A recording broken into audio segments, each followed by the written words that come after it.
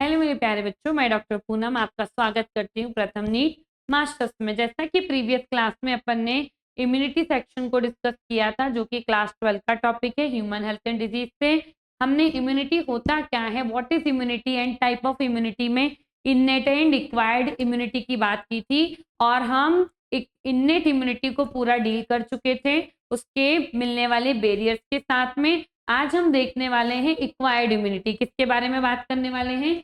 Acquired immunity के बारे में बात करने वाले बच्चों। तो चलो देखते हैं एक्वायर्ड इम्यूनिटी होती क्या है। ठीक है, तो हम बोलते हैं कि जो एक्वायर्ड इम्यूनिटी है, क्या बोला मैंने, जो एक्वायर्ड इम्यूनिटी है वो होती है पैथोजन स्पेसिफिक। कैसी होती है? पैथोजन स्पेसिफिक होती है। मैंने आपको बताया था पैथोजन स्पेसिफिक मतलब हमारे, अगर मैं बोलूं मेरी क्लास में मल्टीपल स्टूडेंट्स हैं या 100 स्टूडेंट हैं, हर एक स्टूडेंट का अपना एक क्या है, मैं बोल सकती हूँ अपने एक वीक पॉइंट है या स्ट्रॉन्ग पॉइंट है।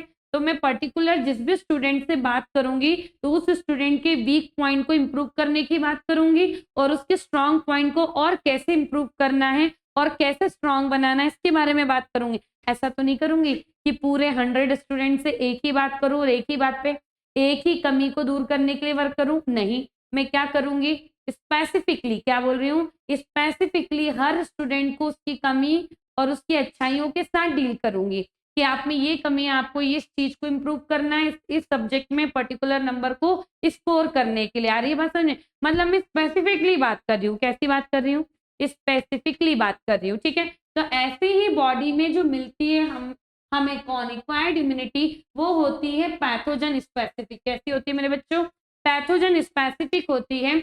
और पैथोजन स्पेसिफिक होने के साथ साथ अगर हम बात करें, ये इसको हम पहचानेंगे किस आधार पर? मेमोरी के आधार पर। किस आधार पर? मेमोरी। मतलब कैरेक्टराइज्ड होती है किस बेस्ड पर? मेमोरी के बेस पर। मतलब एक्वायर्ड इम्यूनिटी हर पैथोजन का फोटो खींच के रखेगी। भैया क्या खींच के रखेगी? फोटो खींच के रखेगी, साथ में हर एंगल से उसकी रिकॉर्डिंग करके रखेगी। क्या करके रखेगी? रिकॉर्डिंग करके रखेगी। पूरी की पूरी फोटो को कैप्चर करेगी, हर एंगल से रिकॉर्डिंग करके रखेगी, ताकि जब सिमिलर पैथोजन बॉडी में आए तो हमें उसको मारना कैसा है, हमें नहीं, हमारे इम्यून सिस्टम को वो उसके अकॉर्डिंग उसके साथ क्या कर सके, रिएक्शन कर सके। आ रही बात समझ में? इसलिए हमने बोला ये कैसी होती, पैथोजन स्पेसिफिक होती है और कैरेक्टराइज्ड बाय होती है मेमोरी से। किससे होती है? मेमोरी से, मतलब याद रखती है। ठीक है, चल अभी ये समझते कैसे कि मेमोरी कैसे वर्क कर रही है, चलो देख लेते हैं। हमने बोला ये बॉडी है। क्या है? ये बॉडी है। अब बॉडी में अगर पैथोजन ए, कौन आ रहा है? पैथोजन ए फर्स्ट टाइम हमारी बॉडी में इंटर कर रहा है, मतलब एनकाउंटर कर रहा है, तो बॉडी में इंटर जब करेगा तो बॉडी उस पैथोजन ए को पहचान रही है, समझ रही है कि किस एंगल से पैथोजन कैसा दिखता है। अगर हम इसके मल्टीपल फॉर्म्स को हम देखें, मतलब अलग अलग तरीके से मेकअप करके अगर हम देखेंगे किसका, पैथोजन ए का, तो वो किस किस रूप में दिख सकता है। और इस पैथोजन को हम मारेंगे कैसे? तलवार से, चाकू से, बारूद से, बम से, कि गोले से, कैसे मारेंगे? आ रही बात समझ में? इन सब चीजों का लेख जो कर रही होती है बॉडी। बॉडी मतलब इम्यून सिस्टम। आ रही बात? क्यों? क्योंकि उसको उसके अगेंस्ट क्या डेवलप करना है? रेजिस्टेंस करना है। इसीलिए पैथोजन ए को डिटेक्ट करके उसके खिलाफ हाई रिस्पॉन्स देने में क्या लग जाएगा? समय लग जाएगा, लगेगा। और जो पहला रिस्पॉन्स आएगा वो स्लो आएगा और लो इंटेंसिटी का आएगा। कैसा आएगा? लो इंटेंसिटी का आएगा। ये देखिए धीरे धीरे धीरे पीक बढ़ रहा है, बढ़ रहा है क्या ग्राफ? तो यहाँ पर हाई पीक पर जो हमको रिस्पॉन्स मिलेगा हम उसे बोलेंगे प्राइमरी रिस्पॉन्स। क्या बोलेंगे? प्राइमरी रिस्पॉन्स बोलेंगे। जो कैसा होता है? लो इंटेंसिटी वाला। कैसा होता है मेरे बच्चों? लो इंटेंसिटी वाला होता है। ठीक है, कैसा होता है? लो इंटेंसिटी वाला होता है। पर जब ये सिमिलर पैथोजन ए, क्या बोल रही हूं, जब ये सिमिलर पैथोजन ए सेकेंड टाइम बॉडी में एनकाउंटर करेगा तो बॉडी देखेगी नहीं, मतलब इम्यून सिस्टम देखेगा परखेगा नहीं, धाए धाए गोली बारूद चला के उसको उड़ा देगा जिस भी तरीके से वो मर रहा होगा। आ रही बात समझ में? तो ये देखो सीधे ग्राफ हाई पीक पर चला गया। क्या यहाँ पर लैग लॉग पीरियड आया? नहीं आया। लैग पीरियड नहीं आया, सीधे लॉग पीरियड आया। आया है तो पीक कैसा चला गया? हाई चला गया। इस पीक पर हमको जो यहाँ रिस्पॉन्स मिला है जिसपे पैथोजन की डेथ हो जाएगी, उस रिस्पॉन्स को हम बोलेंगे सेकेंडरी रिस्पॉन्स। ध्यान रखना, सेकेंडरी कब बोला है? जब वो similar pathogen second time body में आया। जब पैथोजन फर्स्ट टाइम आया तो प्राइमरी रिस्पॉन्स जो कैसा होगा, लो इंटेंसिटी वाला होगा, क्योंकि यहाँ लैग पीरियड आएगा, फिर लॉग पीरियड आएगा। आ रही है बात समझ में? तो धीरे धीरे धीरे पीक ऊपर या ग्राफ ऊपर बढ़ेगा। क्यों? क्योंकि बॉडी उसको रिकॉग्नाइज कर रही है, समझ रही है, उसको मारने की प्लानिंग एंड प्लॉटिंग कर रही है, किसको? पैथोजन ए को। जब एक बार प्लानिंग एंड प्लॉटिंग कर ली, उसके बारे में सारी कुंडली समझ ली, कैसे मारना है, और साथ में उसकी फोटो खींच ली, क्या खींच ली है? फोटो खींच ली है।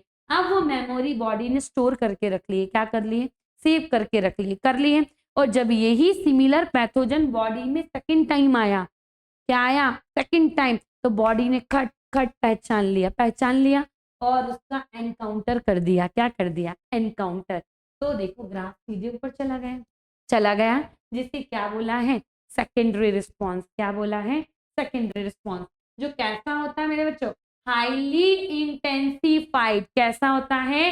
हाईली इंटेंसिफाइड, और इसी को बोलते हैं एनामेनेस्टिक रिस्पॉन्स। क्या बोलते हैं? Anamnestic response. क्यों? Because our body have a memory of first encounter of similar pathogen, same pathogen. आ रही बात समझ में? क्योंकि हमारी बॉडी के पास मेमोरी थी उसके फर्स्ट एनकाउंटर की, किसके लिए? सिमिलर पैथोजन के लिए, सेम पैथोजन के लिए। इसीलिए जो सेकेंड रिस्पॉन्स आया है ना, वो किस पे बेस्ड होकर आया? मेमोरी पे, और तुरंत खट खट रिस्पॉन्स मिला है, तो इसलिए बोला हाईली इंटेंसिफाइड और एनामेनेस्टिक रिस्पॉन्स होगा। समझ में आ रही मेरी बात? ठीक है, ये क्या है? Acquired immunity. चलो आगे देख लेते हैं। जब इसी को हम बॉडी में किससे सेकंड टाइम किसके लिए? दूसरे पैथोजन के लिए बात करेंगे। तो यहाँ पैथोजन ए की बात की थी, यहाँ मैं पैथोजन बी की बात कर रही हूँ। अब पैथोजन बी इंटर कर रहा है। कब कर रहा है? फर्स्ट टाइम कर रहा है, बॉडी में एनकाउंटर कर रहा है, घुसने की कोशिश कर रहा है, घुस। तो अब वापस से पैथोजन बी पैथोजन ए से अलग है, डिफरेंट है। ठीक है, अब बॉडी उसको पहचानेगी, समझेगी, उसके खिलाफ प्लानिंग प्लॉटिंग करेगी कि कैसे मारना है, और इस पीक पर आकर पैथोजन मरेगा। मतलब इस पीक पर जो रिस्पॉन्स मिल रहा है वो क्या है? Primary response. क्या है? प्राइमरी रिस्पॉन्स है, जो कैसा होगा? लो इंटेंसिटी वाला। कैसा होगा? लो इंटेंसिटी वाला होगा। बट जब यही पैथोजन भी सेकेंड टाइम बॉडी में इंटर कर रहा है, तो फर्स्ट एनकाउंटर की बॉडी के पास क्या है? मेमोरी, सिमिलर पैथोजन के लिए, तो वो तुरंत उस पैथोजन को मार के खत्म करेगी। कैसा रिस्पॉन्स आएगा? हाईली एनामेनेस्टिक या हाई इंटेंसिफाइड वाला, या एनामेनेस्टिक रिस्पॉन्स आएगा, जिसको हम क्या बोलते हैं? Secondary response. क्या बोलते हैं मेरे बच्चों? सेकेंडरी रिस्पॉन्स बोल रहे हैं। समझ में आ रहा है? इसीलिए एक्वायर्ड इम्यूनिटी को क्या बोला गया है? पैथोजन स्पेसिफिक, जो किसके द्वारा कैरेक्टराइज्ड होगी? मेमोरी के द्वारा। किसके द्वारा? मेमोरी के द्वारा। ठीक है, चलें आगे देखें। अब हम बोलते हैं कि आपको जो ये प्राइमरी और सेकेंडरी रिस्पॉन्स मेरे बच्चों मिल रहा है ना, आपको नहीं, बॉडी में, किस रूप में? डिफेंस के रूप में। किस रूप में? डिफेंस के रूप में। किसके द्वारा? इम्यून सिस्टम के द्वारा। कौन सा रिस्पॉन्स मिल रहा है? प्राइमरी और सेकेंडरी रिस्पॉन्स। ये मिलता है या कैरिड होता है किसके द्वारा? स्पेशल टाइप ऑफ सेल्स के द्वारा। किसके द्वारा मिलता है? स्पेशल टाइप ऑफ सेल्स के द्वारा मिलता है, जिसको हम बोलते हैं क्या? लिम्फोसाइट। क्या बोलते हैं बच्चों? लिम्फोसाइट बोलते हैं। तो primary and secondary response is carried out by the special type of cell which is known as lymphocyte. क्या बोलते हैं? लिम्फोसाइट। और लिम्फोसाइट टू टाइप की है। कितने टाइप की मेरे बच्चों? टू टाइप की है। एक का नाम है टी लिम्फोसाइट, दूसरे का नाम है बी लिम्फोसाइट। सबसे ज्यादा कौन है? T lymphocyte. कम कौन है? बी लिम्फोसाइट है। टी लिम्फोसाइट कितने परसेंटेज में? 60 to 70% में है, और बी लिम्फोसाइट है 10 से 20%। कितनी है? 10 से 20% है। आ रही मेरी बात समझ में? चलिए, तो आप देखते हैं बी और टी लिम्फोसाइट का प्राइमरी और सेकेंडरी रिस्पॉन्स में क्या इंपॉर्टेंस है, और ये किस तरीके से रिस्पॉन्स देती हैं। तो हम बोलते हैं जो टी लिम्फोसाइट है मेरे बच्चों, वो थाइमस डिपेंडेंट लिम्फोसाइट कहलाती है। क्या कहलाती है? थाइमस डिपेंडेंट लिम्फोसाइट कहलाती है। मतलब कहीं ना कहीं ये बॉडी में मिलने वाली कौन सी, थाइमस ग्लैंड के ऊपर डिपेंडेंट है। किसके लिए? मैचुरेशन के लिए। किसके लिए? मैचुरेशन के लिए। ठीक है, तो मैं बोल सकती हूँ कि टी लिम्फोसाइट का मैचुरेशन किसके अंदर होता है? थाइमस ग्लैंड के अंदर। इसलिए टी लिम्फोसाइट को हम बोल रहे हैं थाइमस डिपेंडेंट लिम्फोसाइट। क्या बोल रहे हैं? थाइमस डिपेंडेंट लिम्फोसाइट बोल रहे हैं। अब मैं कहती हूँ जो टी लिम्फोसाइट जो रिस्पॉन्स देगी किसके अगेंस्ट? पैथोजन और डिजीज के अगेंस्ट, वो क्या कहलाएगा? Cell mediated immune response. क्या कहलाएगा? सेल मीडिएटेड इम्यून रिस्पॉन्स या सेल मीडिएटेड इम्यून सिस्टम। क्या कहलाएगा? सेल मीडिएटेड इम्यून सिस्टम, जिससे क्या बनता है? CMIS, cell mediated immune system से क्या मिला है? रिस्पॉन्स। इसी को क्या बोला है? Cellular immunity. क्या बोला है? सेल्यूलर इम्यूनिटी बोला है। ठीक है, यहाँ से क्वेश्चन आता है, वेरी इंपॉर्टेंट है। एक शॉर्ट नोट डेवलप हो सकता है, एमसीक्यूज डेवलप हो सकता है। शॉर्ट नोट 12th के लिए जरूरी है, MCQs multiple choice question NEET के लिए जरूरी, इंपॉर्टेंट है। ठीक है, सेल्यूलर इम्यूनिटी कौन देती है? T lymphocyte. Cell mediated immune system कौन बनाता है? T lymphocyte. टी लिम्फोसाइट का दूसरा नाम क्या है? Thymus dependent lymphocyte. क्यों बोला? क्योंकि थाइमस ग्लैंड में टी लिम्फोसाइट का क्या होता है मेरे बच्चों? मैचुरेशन। ठीक है, चलो अब हम बोलते हैं कि जो टी लिम्फोसाइट है वो कोई भी एंटीबॉडी सिक्रीट नहीं करती है। तो T lymphocyte do not secrete any antibodies, but help to B lymphocyte. Help कर रही किसको? बी लिम्फोसाइट को। क्या करने के लिए? प्रोड्यूस करने के लिए। किसको मेरे बच्चों? एंटीबॉडी को। किसको? एंटीबॉडी। खुद प्रोड्यूस नहीं कर रही है, पर जो प्रोड्यूस करेगी उसको हेल्प करेगी। क्या करने के लिए? एंटीबॉडीज के प्रोडक्शन को बढ़ाने के लिए या एंटीबॉडीज प्रोडक्शन करने के लिए। आ रही है मेरी बात समझ में? इस तरीके से ये टी लिम्फोसाइट बॉडी में वर्क करेगी। क्या देने के लिए? प्राइमरी एंड सेकेंडरी रिस्पॉन्स को जनरेट करने के लिए। ठीक है, अब हम बात करते हैं किसकी? बी लिम्फोसाइट की। किसकी बात कर लेते हैं मेरे बच्चों? अगर बी लिम्फोसाइट की बात करें तो ये बॉडी में 10 से 20% मिलती है। इसका मैचुरेशन होता है बोन मैरो में। किसमें होता है मेरे बच्चों? बोन मैरो में होता है। ठीक है, ध्यान रखना, ये एनसीईआरटी में नहीं दिया हुआ है कि बी लिम्फोसाइट का मैचुरेशन कहाँ होता है। तो बी लिम्फोसाइट का मैचुरेशन बोन मैरो में होता है और बी लिम्फोसाइट से जो रिस्पॉन्स आता है उसको हम बोलते हैं एंटीबॉडी मीडिएटेड इम्यून सिस्टम। क्या बोलते हैं? एंटीबॉडी मीडिएटेड इम्यून सिस्टम बोलते हैं। और इसी को हम बोलते हैं ह्यूमोरल इम्यूनिटी। क्या बोलते हैं? ह्यूमोरल इम्यूनिटी बोलते हैं। ये दोनों ही पॉइंट से क्वेश्चंस जनरेट होते हैं मेरे बच्चों। स्टार लगा लो। ठीक है, समझ में आ रही बात? ह्यूमोरल इम्यूनिटी किससे मिलती? बी लिम्फोसाइट से। सेल्यूलर इम्यूनिटी किससे मिलती है? टी लिम्फोसाइट से मिलती है। ठीक है, परसेंटेज क्या होता है ये ध्यान रखना है। अब अगर हम नेक्स्ट आगे चलें, प्राइमरी और सेकेंडरी रिस्पॉन्स समझने के बाद किसमें? एक्वायर्ड इम्यूनिटी में। तो हमें क्या देखने को मिलता है कि अगर कोई पैथोजन बॉडी में इंटर कर रहा है, क्या बोला मैंने? पैथोजन बॉडी में इंटर कर रहा है, तो उस पैथोजन से सबसे पहले इंट्रैक्शन कौन करेगा? सबसे पहले इंट्रैक्शन करने के लिए आएगी ब्लड की न्यूट्रोफिल सेल। कौन आएगी? ब्लड की न्यूट्रोफिल सेल आएगी। अब पता चला न्यूट्रोफिल सेल उस पैथोजन को कंट्रोल नहीं कर पा रही है, तो उससे निपटने के लिए कौन आएगी? ब्लड की दूसरी सेल, जिसका नाम क्या है? मोनोसाइट। क्या है? मोनोसाइट है। ठीक है, क्या नाम है? मोनोसाइट है। चलो अब यहाँ पर मैं एक आपको कहानी बताती हूँ ताकि आपको ये पूरा सेक्शन अच्छे से याद हो जाए। तो मैं कहती हूँ लिम्फोसाइट थी। लिम्फोसाइट दो टाइप की है, टी लिम्फोसाइट और बी लिम्फोसाइट है। तो मैं बोलती हूँ टी लिम्फोसाइट जो है उसकी कितने टाइप है? Helper T cell. क्या बोलते हैं? Helper T cell. इसी में एग्जांपल्स में आते हैं CD4, CD8। ठीक है, ध्यान रखना CD4, CD8 अगर पूछेगा तो ये किस में आते हैं? हेल्पर टी सेल में। किस में आते हैं? हेल्पर टी सेल में। और ये 8 जब हम डील करेंगे ना तो वहां ये शब्द या ये नाम हमको सुनने को मिलेंगे। ठीक है, दूसरी सेल होती है टी लिम्फोसाइट में, दूसरा टाइप होता है मेमोरी सेल, तीसरा टाइप होता है सप्रेसर सेल और चौथा टाइप होता है साइटोटॉक्सिक किलर सेल। क्या होता है? साइटोटॉक्सिक किलर सेल होता है। ठीक है, मैं बोल सकती हूँ टी लिम्फोसाइट के 4 बच्चे हैं।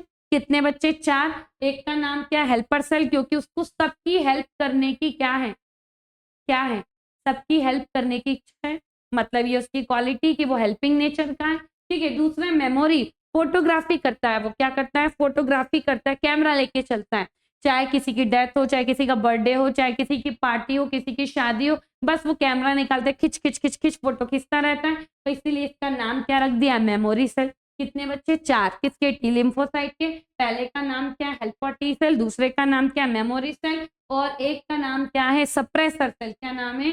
Suppressor cell. मतलब ये लड़ाई दंगों को शांत करता है। क्या करता है? शांत करता है, शांत प्रवृत्ति का है। ठीक है, और एक का नाम है साइटोटॉक्सिक किलर सेल। मतलब एक बच्चा सरफिरा हुआ है। कैसा हुआ है? सरफिरा, कुछ नहीं, उसको कुछ समझ नहीं आता। वो तो कहता मैं जब भी जागूंगा तलवार निकालूंगा, दाएं दाएं दाएं चलाऊंगा, मुझे मतलब नहीं है। मैं कैसा हूँ? किलर टाइप का हूँ। कैसा? किलर टाइप का हूँ, मतलब क्रिमिनल है ये। अरे बस में तो क्या नाम है? साइटोटॉक्सिक किलर सेल है। ठीक है, किसके टाइप है? टी लिम्फोसाइट के। पर यहाँ देखिए बी लिम्फोसाइट क्या है? Army producing cell of blood है। इसके पास 2 ही बच्चे हैं। एक का नाम मेमोरी सेल, किसके जैसा है वो? टी लिम्फोसाइट के मेमोरी सेल जैसा है। दूसरे का नाम है प्लाज्मा सेल, और प्लाज्मा सेल करवाता है प्रोडक्शन या प्रोड्यूस करता है किसको? एंटीबॉडीज को। और एंटीबॉडीज का हम जिंगल बना लेते हैं, हम याद करेंगे गेम डी के नाम से। किसके नाम से? गेम डी के नाम से। IgG, IgA, IgM, IgE, IgD। आ रही है बस समझ में? चलो, तो अगर बॉडी में कोई पैथोजन एंट्री मार रहा है, दिल ने मारी एंट्री नहीं, बैक्टीरिया ने मारी एंट्री, तो उस एंट्री में सबसे पहले वेलकम करने किसका? बैक्टीरिया का। मतलब उसको निपटाने कौन आएगा? न्यूट्रोफिल्स। न्यूट्रोफिल से अगर बात नहीं बनेगी तो कौन आएगा? मोनोसाइट। अब न्यूट्रोफिल मोनोसाइट लड़ रहे हैं दोनों किससे? बैक्टीरिया से। इस चीज को कौन देख लेता? Helper T cell. और वो पूरे मोहल्ले में किसके? टी लिम्फोसाइट के और बी लिम्फोसाइट के सारे बच्चों को जगा देता है कि something is dangerous in our body. यार ये बात सुन में, या हमारी कॉलोनी में कुछ डेंजरस हो रहा है, जिसमें न्यूट्रोफिल और मोनोसाइट फाइट कर रहे हैं, हमें उनकी क्या करनी चाहिए? हेल्प। तो हेल्पर टी सेल सबको जगा देगी, मेमोरी सेल को सप्रेसर सेल बाद में आएगी। ठीक है, अब हेल्पर टी सेल ने मेमोरी सेल को जगाया, मेमोरी सेल ने सारे एंगल से क्या करा? बैक्टीरिया की फोटो खींचना चालू कर दी, वीडियो रिकॉर्डिंग बनाना चालू कर दी, और उस रिकॉर्डिंग को किसको भेज दिया? प्लाज्मा सेल को। प्लाज्मा सेल ने देखा ये इतना खतरनाक पैथोजन है, तो इसके लिए हमें कौन सी आर्मी लगी? खट खट खट खट एंटीबॉडीज का प्रोडक्शन कर लिया। अब ये सब हाथापाई कर रहे हैं और पीछे से आर्मी भी जा रही है। अब आर्मी भी पहुंच रही है। अब आर्मी कंट्रोल करने की कोशिश कर रही है, पर आर्मी से कंट्रोल नहीं हुआ, तो ये सरफिरा जाग गया। कौन? Cytotoxic killer cell. उन्होंने निकाली तलवार, धाए धाए धाए चलाने लग गया। ध्यान रखना, ये एक ही फैमिली है। ये सब शील्ड पहन के खड़े हैं, प्रोटेक्शन शील्ड। क्यों? क्योंकि उनको पता है, इसको पता नहीं अपना पराया कौन है, ये मार देगा सबको। तो इन्होंने सबने शील्ड पहन रखी है, पैथोजन को धाए धाए उड़ा दिया। किसने? साइटोटॉक्सिक किलर सेल ने। और किसने हेल्प करी? एंटीबॉडीज ने। एंटीजन एंटीबॉडी रिएक्शन करके अब क्या हुआ? पैथोजन मर गए।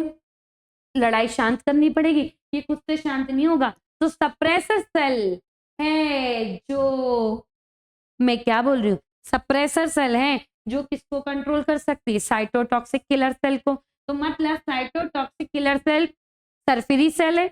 ये सिर्फ किसकी बात मानेगी? सप्रेसर सेल की। तो जैसे ही पैथोजन की डेथ हो जाएगी ना बच्चों, तो सप्रेसर सेल इसको सप्रेस कर देगी। किसको? साइटोटॉक्सिक किलर सेल को। तो ये तो एक छोटा सा मुद्दा या छोटे से तरीके से मैंने आपको समझाने की कोशिश करी है कि आपको पता होना चाहिए कि टी लिम्फोसाइट में कौन कौन से टाइप आते हैं, बी लिम्फोसाइट में कौन से टाइप आते हैं, कौन सी सेल एंटीबॉडीज का प्रोडक्शन करेगी। अगर पैथोजन बॉडी में इंटर कर रहा है तो पहले कांटेक्ट में कौन आता है, सेकंड टाइम कौन आता है, फिर कैसे बॉडी इम्यून रिस्पॉन्स जनरेट करती है, मतलब किसका? प्रोड्यूस करती है आर्मी को, मतलब एंटीबॉडीज को, और ये सब मिलकर कैसे बैक्टीरिया को डिस्ट्रॉय करते हैं। समझ में आ रही है बात? इस तरीके से हमको मिलेगा क्या? रिस्पॉन्स। कौन सा? Immune system response. चलें आगे। अब हम बात करते हैं, हाँ जी चलो, किसकी बात करें? एंटीबॉडीज की। तो अब हमारे पास आता है स्ट्रक्चर ऑफ एंटीबॉडीज। क्या आता है? स्ट्रक्चर ऑफ एंटीबॉडी आता है। तो अगर हम स्ट्रक्चर ऑफ एंटीबॉडीज की बात करते हैं तो कैसे करेंगे, देखें हम बोलते हैं एनसीईआरटी के अकॉर्डिंग, ठीक है, एनसीईआरटी में हम बात करने वाले हैं एनसीईआरटी के अकॉर्डिंग स्ट्रक्चर ऑफ एंटीबॉडीज की। स्ट्रक्चर ऑफ एंटीबॉडीज में 4 पॉलीपेप्टाइड चेन, क्या बोल रही हूँ मैं, 4 पेप्टाइड चेन होगी, क्या होगी, 4 पेप्टाइड चेन होगी, जिसमें से 2 कैसी होगी, स्मॉल चेन होगी और 2 लार्ज चेन होगी, ठीक है। टोटल कितनी हो गई, 4, जिसमें से 2 स्मॉल है और 2 लार्ज है। जो स्मॉल चेन है उसका नाम है लाइट चेन और जो लार्ज चेन है उसका नाम है हैवी चेन। दोनों को रिप्रेजेंट किया जाता है H2L2 से। कैसे, H2L2 से। चलो देख लो आप, ये मैंने बनाई है लार्ज चेन, ठीक है, बाहर वाली बनाई है मैंने स्मॉल चेन, ठीक है। तो आपको दिख रही है स्मॉल चेन को क्या नाम दिया, लाइट चेन, 1 और 2 दिख गई, एक ये है और एक ये है। अंदर वाली कौन सी है, हमारी लार्ज चेन, जिसको हम क्या नाम दे रहे हैं, हैवी चेन। क्या नाम दे रहे हैं, हैवी चेन नाम दे रहे हैं। और ये दोनों ही चेन आपस में ज्वाइन होती है डाइसल्फाइड, 2 बॉन्ड, 2 सल्फाइड दिख रहे हैं, तो डाइसल्फाइड बॉन्ड से जुड़ी होती है, या मैं बोलूं सल्फाइड बॉन्ड से जुड़ी होती है चारों चेन, तभी वाई लाइक स्ट्रक्चर बनेगा। कैसे स्ट्रक्चर बनेगा, वाई लाइक स्ट्रक्चर बनेगा, ठीक है। तो इस तरीके से ये एंटीबॉडीज का स्ट्रक्चर बनता है। और एंटीबॉडी के स्ट्रक्चर में ऊपर कौन मिलता है, NH3+, कौन मिलता है, NH3+ मिलता है। और यहीं पर होती है एंटीजन बाइंडिंग साइट, क्या होती है, एंटीजन बाइंडिंग साइट, ठीक है। अब ध्यान रखना एक क्वेश्चन कैसे बनता है, वेरिएबल आर्म और कांस्टेंट आर्म में, ठीक है। तो देखो ये हाथ है, ये है, मैं बोलूं वाई शेप स्ट्रक्चर है, मैं फिंगर्स का क्या कर पा रही हूँ, कॉन्ट्रैक्शन रिलैक्सेशन कर रही हूँ, मतलब मूवमेंट्स कर पा रही हूँ, मतलब यहाँ मूवमेंट कराना पॉसिबल है। तो ये कौन सी आर्म हो जाएगी, वेरिएबल आर्म हो जाएगी। पर यहीं अगर मैं बात करूं इस रीजन में मैं कोई मॉडिफिकेशन या कोई चेंजेस नहीं कर पा रही हूँ इस रीजन में, तो ये जो पार्ट है ना वो क्या कहलाएगा, कांस्टेंट आर्म। क्या कहलाएगी, कांस्टेंट आर्म। पैथोजन आया मैं यहाँ पकड़ लूंगी, मूव करा सकती हूँ, पर इस रीजन में कोई मॉडिफिकेशन या कोई एक्शन नहीं हो रही है, तो ये कैसी होगी, कांस्टेंट आर्म होगी। फिंगर्स में मूवमेंट हो रहा है मतलब वेरिएबल आर्म होगी, ध्यान रखना है, ठीक है। चलिए अब अगर मैं यहीं पर आपको थोड़ा और डिटेल बताऊं तो ये मैंने एक स्ट्रक्चर बना रखा है, ठीक है। ये हैवी चेन है, बाहर वाली लाइट चेन है, ऊपर जो आर्म है ये वाला पोर्शन क्या कहला रहा है, वेरिएबल आर्म। यहाँ नीचे क्या है, कांस्टेंट आर्म हमने लिख रखा है। देखो यहाँ कुछ ग्रुप्स बने हुए हैं, क्या बने हुए हैं, कुछ ग्रुप्स बने हुए हैं।